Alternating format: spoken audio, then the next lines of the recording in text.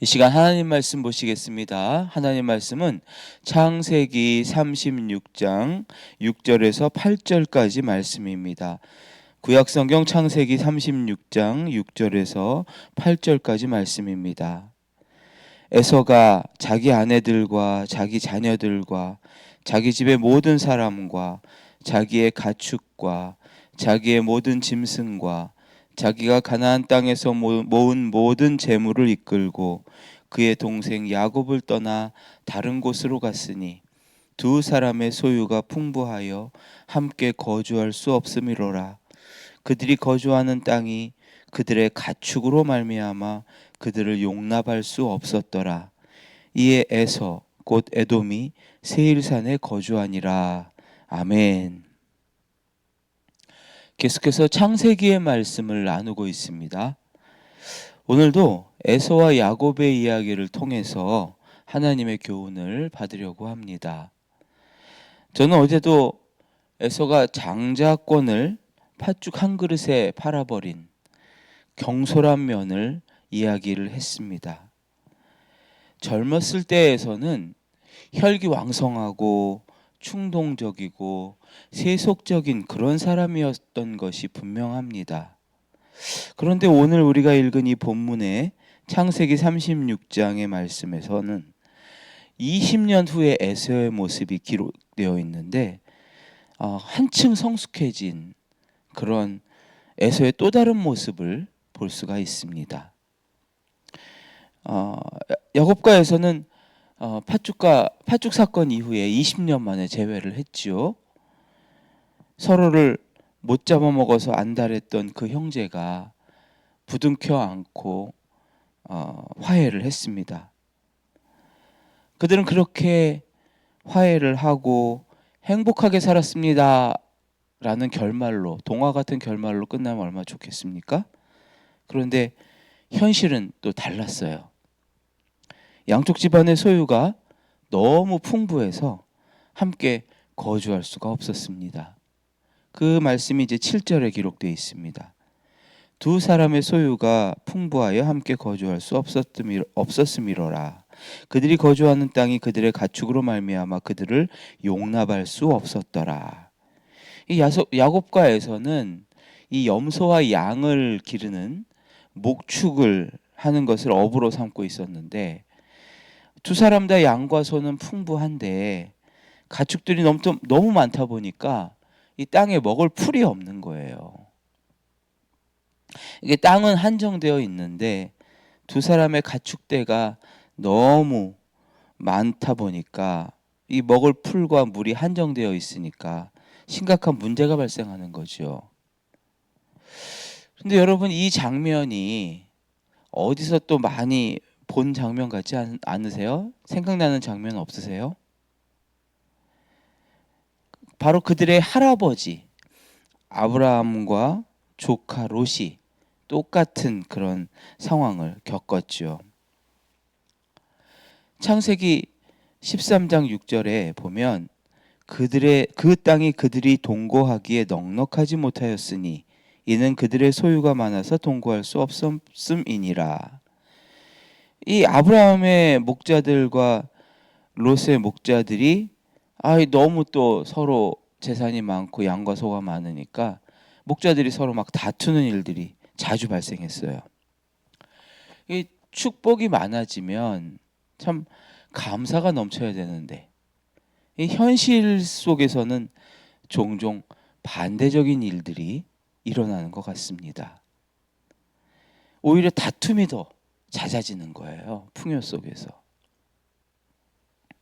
제가 본 형제들 간 가장 가슴 아픈 다툼 중에 하나가 바로 이제 유산 상속이었는데 그렇게 그냥 우애 좋던 형제 자매들이 부모님이 남기신 그 재산이라고 하는 풍요 앞에서 오히려 남들보다 못한 그런 사이가 되어버린 거예요. 원수가 되어버리더라고요. 재산이 많아도 이 문제가 발생해요.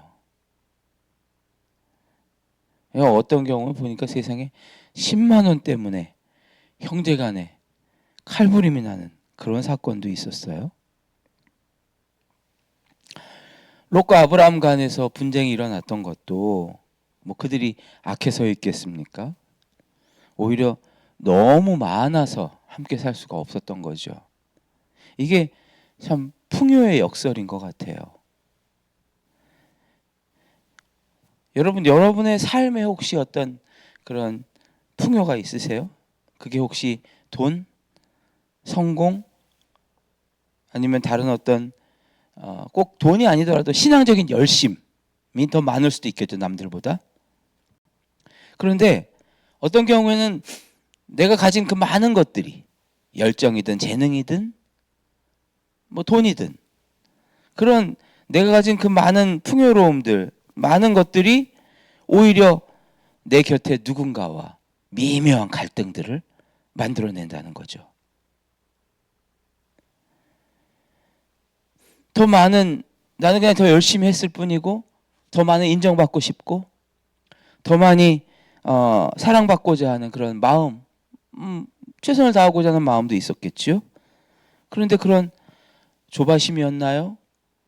어느새 나는 분명히 그렇게 했는데 더 많은 관계들이 깨어져 나가고 관계의 폭이 좁아지는 그런 안타까운 경우도 있어요.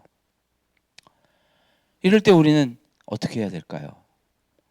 선택해야 돼요. 아브라함의 목자들처럼 다툴 것인가? 아니면 떠나갈 것인가? 분리할 것인가?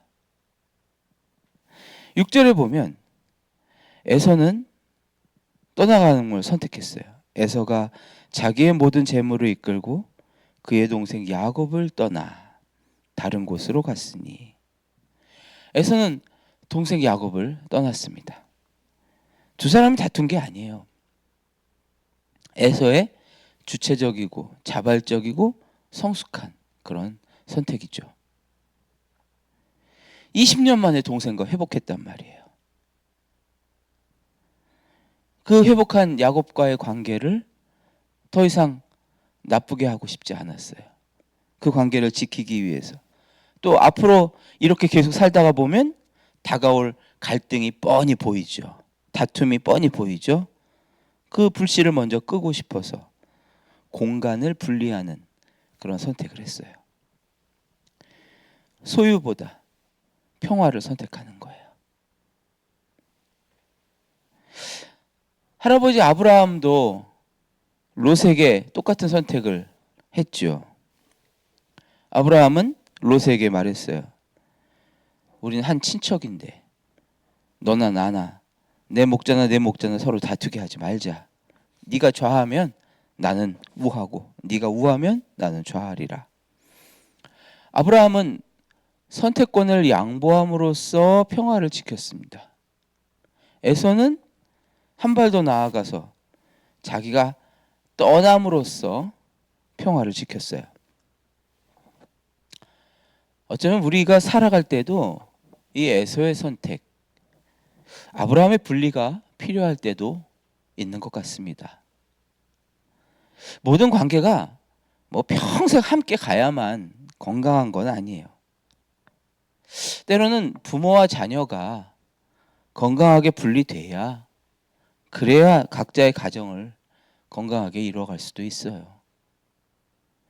때로는 수십 년간 함께한 뭐 어떤 동역자나 동업자가 있다 할지라도 서로의 앞날을 축복하면서 분리돼야 각자의 꽃을 또 피울 수도 있는 것입니다. 때로는 또 내가 너무나 사랑했던 그 공동체, 그 모임, 내가 뼈를 묻으리라 다짐했던 혹시 그 사역지를 떠나야 될 때도 있어요. 그 떠남이 누구를 꼭 미워해서가 아니라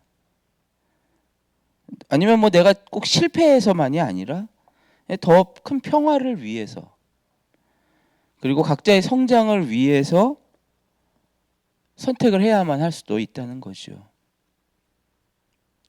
혹시 여러분 가운데 떠나야 되나 머물러야 되나 고민하는 분이 혹시 계십니까? 직장이든지 뭐 어떤 관계든지 아니면 어떤 익숙한 나의 어떤 자리들 다툼을 피하고 평화를 지키기 위한 선택이라면, 그것이 하나님이 주시는 또 마음이라면 떠남을 지나치게 두려워할 필요는 없습니다. 에서가 이제 야곱을 떠난 것은 형제 간의 화해를 지키기 위한 최선의 선택이었습니다. 8절에 보면 에서가 세일산에 거주했다고 그렇게 기록되어 있죠. 이에 에서 곧 에돔이 세일산에 거주하니라. 에서가 선택한 세일산은 가나안 땅처럼 젖과 꿀이 흐르는 그런 비옥한 땅은 아니었어요. 굉장히 그 아래쪽에 요단 남쪽에 험준한 산악지대였습니다. 광야지대였어요. 그러나 그곳은 야곱과 부딪히지 않는 지역이었죠.